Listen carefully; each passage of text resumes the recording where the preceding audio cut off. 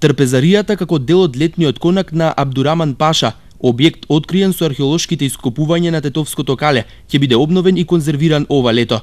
За прв пат во северозападниот дел од земјава се изведува ваков голем археолошки зафат, започнат минатата година.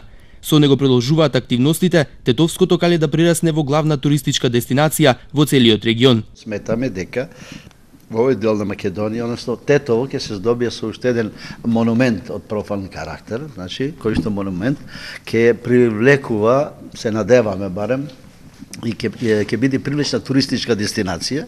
На калето, кое е целосно изградено во 1820 година, досега се утврдени повеќе различни објекти и откриени експонати, кои ќе бидат дел од музејскиот простор. Калето како комплекс е составено од трпезарија, кујна, имарет, потоа повеќе други објекти како што се затвор, подземен тунел, бунар, магазински комплекс, стражарница, мисафирхана или конак за гости и бедемите со хисарите.